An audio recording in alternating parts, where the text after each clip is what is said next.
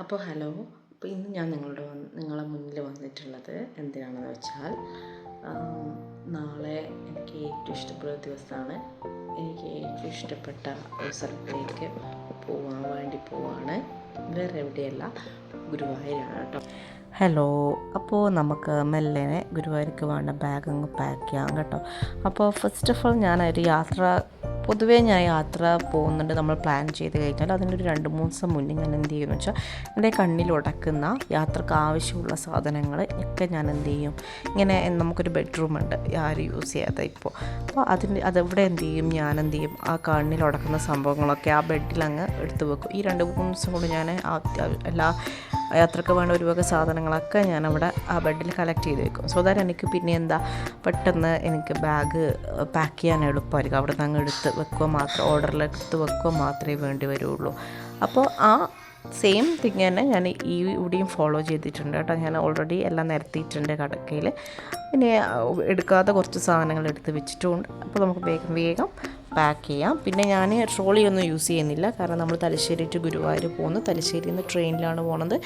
അത് കഴിഞ്ഞ് അവിടെ നിന്ന് കുറ്റിപ്പുറത്തുനിന്ന് പിന്നെ ഗുരുവായൂർ ബസ്സിന് പോകണം. അപ്പോൾ ബാഗ് എടുക്കാം. ട്രോളി കുറച്ച് ഡിഫിക്കൽട്ടായിരിക്കും. ഫസ്റ്റ് ഞാൻ അലക്കി തേച്ച ഡ്രസ്സുകളാണ് എടുത്ത് വെക്കുന്നത്. അപ്പോൾ നമ്മൾ ട്രെയിനിൻ്റെ ഒരു ടൈം പ്രകാരം നമ്മളൊരു ഈവനിങ് ടൈം ആകുമ്പോഴാണ് ഗുരുവായൂർ എത്തുള്ളൂ. അപ്പോൾ എത്തിക്കഴിഞ്ഞാൽ നമുക്കൊരു വൈകുന്നേരം ഒരു ദർശനം പോസിബിളാണ്, പിറ്റേ ദിവസം രാവിലെ ഒരു ദർശനം പോസിബിളാണ്. അപ്പോൾ അങ്ങനെ 2 പ്രാവശ്യം അമ്പലത്തിൽ കയറണമെങ്കിൽ 2 നല്ല പുതിയ ഡ്രസ്സ് വേണം. ഞാൻ സെറ്റ് സാരിയൊന്നും ഞാൻ എടുത്തില്ല, കാരണം ഗുരുവായൂർ എപ്പോഴും തിരക്കും ബഹളവും ദർശനത്തിനൊരു ഇതാണല്ലോ. അപ്പോൾ ഒരു സാരീനേക്കാൾ എനിക്ക് ക്യൂ ഒക്കെ നിൽക്കുമ്പോൾ സാരിയൊക്കെ ഇട്ടുമ്പോൾ മുഷിഞ്ഞു പോകും. അപ്പോൾ ഞാൻ കുറച്ച് ഏറ്റവും കംഫർട്ടബിൾ ഡ്രസ്സാണ് ഇപ്രാവശ്യം ഞാൻ എടുത്ത് വെച്ചത് കേട്ടോ.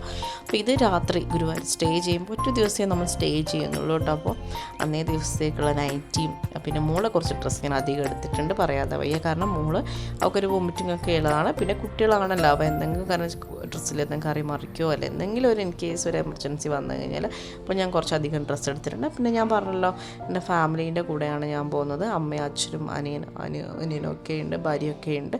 അപ്പോൾ അമ്മ എന്തായാലും ഞാൻ എടുക്കുന്നതിൽ കവിഞ്ഞ് അമ്മക്ക് അമ്മയുടേതായ ഡ്രസ്സുകൾ അമ്മ എടുക്കും അവൾക്ക് വേണ്ടി. അപ്പോൾ അതും ഇതുമൊക്കെ ആകുമ്പോൾ അവൾക്കൊരു ഇനഫ് ഡ്രസ്സ് ഉണ്ടാവും. എന്തെങ്കിലും ഒരു വോമിറ്റിങ്ങോ കാര്യങ്ങളൊന്നും ഉണ്ടായാലും നമുക്ക് പേടിക്കേണ്ട ആവശ്യമില്ല.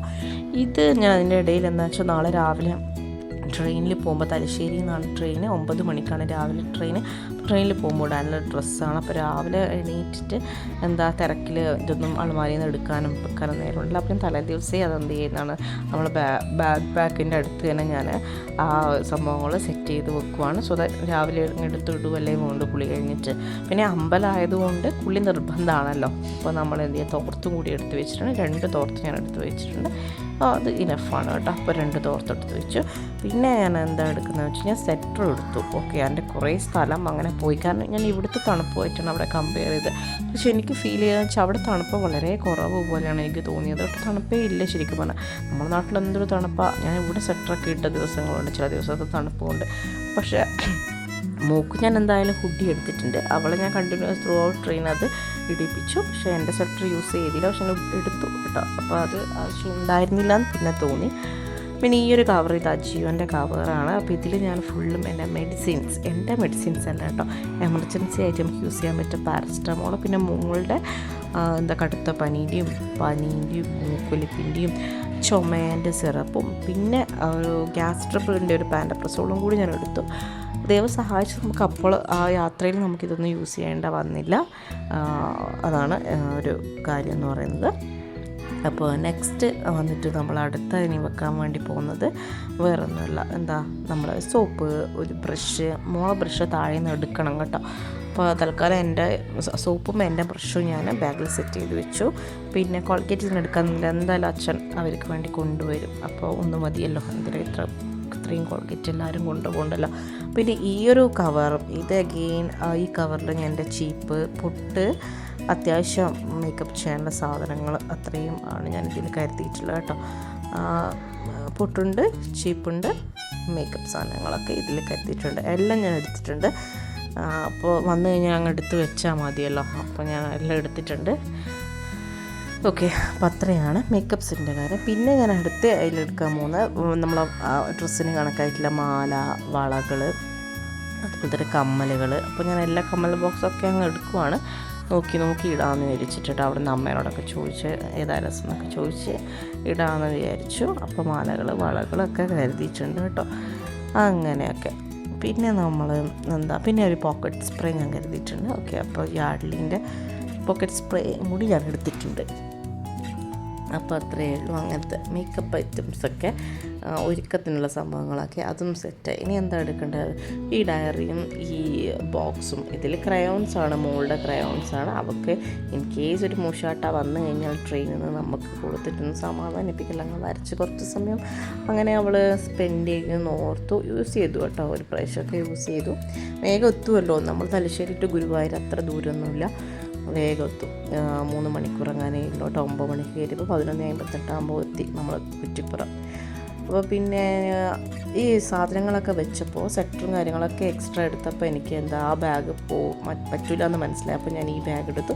അപ്പോൾ ഇതെനിക്കൊരു സിസ്റ്ററിനിലോ എൻ്റെ ഒരു ബർത്ത്ഡേക്ക് ഗിഫ്റ്റ് ചെയ്ത ബാഗാണ്. നല്ല കംഫർട്ടബിൾ ആയിട്ടുള്ള ബാഗാണ്, അലക്കിയൊക്കെ യൂസ് ചെയ്യാൻ പറ്റുന്ന ബാഗാണ്. അപ്പോൾ ഇതിൽ നമുക്ക് അത്യാവശ്യം മേക്കപ്പ് സാധനങ്ങൾ, എമർജൻസി മെഡിസിന്, പിന്നെ എൻ്റെ പൊട്ട്, അങ്ങനത്തെ സംഭവങ്ങളൊക്കെ ഇതിൽ വെക്കാം. ഇതിൽ ഓൾറെഡി ഒരു കുടയുണ്ടായിരുന്നു, അപ്പോൾ ആ കുടയും കൂടി ഞാൻ കീപ്പ് ചെയ്തു. ഇൻ കേസ് വെയിലൊക്കെ ആണെങ്കിൽ യൂസ് ചെയ്യാം കേട്ടോ.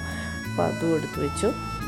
ഈ ഡയറിയും ബോക്സും അതും ഇതിലേക്ക്, ഈ ഒരു ബാഗിലേക്ക് ഷിഫ്റ്റ് ചെയ്ത്. കാരണം ആ വലിയ ബാഗ് മേലെ ട്രെയിനിൽ വെച്ചാലും താഴെ നമുക്ക് ഇത് വെച്ച് കഴിഞ്ഞാൽ ഇതൊക്കെ ചോദിക്കുമ്പോൾ അങ്ങ് എടുത്ത് കൊടുക്കാനോ എന്നാണ് ഞാൻ വിചാരിച്ചത്.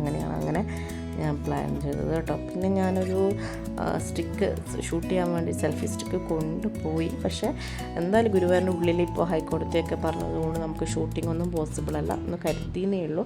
പിന്നെ കുറച്ച് ന്യൂസ് പേപ്പർ, ഒരു യാത്രയിൽ ഞാൻ എപ്പോഴും ഒരു ന്യൂസ് പേപ്പർ എടുത്ത് വെക്കും കേട്ടോ. പിന്നെ നമ്മളെ മുഷിഞ്ഞ ഡ്രസ്സുകൾ റാപ്പ് ചെയ്യാനായാലും, പിന്നെ എപ്പോഴെങ്കിലും ഹോട്ടൽസിലോ അല്ലെങ്കിൽ ട്രെയിനിലൊക്കെ നമുക്ക് എവിടെയെങ്കിലും വിരിച്ചൊക്കെ സാധനങ്ങളൊക്കെ ബാഗൊക്കെ വെക്കാനൊക്കെ ഇത് യൂസ്ഫുൾ ആയിരിക്കും എന്ന് എനിക്ക് തോന്നാറുണ്ട്. അപ്പം ഞാൻ എപ്പോഴും അധികം എൻ്റെ യാത്രയിൽ ന്യൂസ് പേപ്പർ നമ്മളിങ്ങനെ ഒരു ബഞ്ച് എടുക്കാറുണ്ട് കേട്ടോ.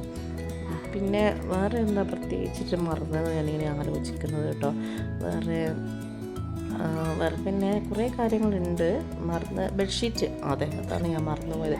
ബെഡ്ഷീറ്റ് അമ്മ എന്തായാലും കൊണ്ടുവരും. അപ്പോൾ ഞങ്ങൾ എന്തായാലും ബ്രദറിൻ്റെ വൈഫ് ഒരു റൂമിലായിട്ടും അമ്മയും അച്ഛനും ഞാനും മോളും, അപ്പോൾ നമ്മളൊരു റൂമും ആയിരിക്കും. അപ്പോൾ പിന്നെ ബെഡ്ഷീറ്റ് ഒന്ന് മതി.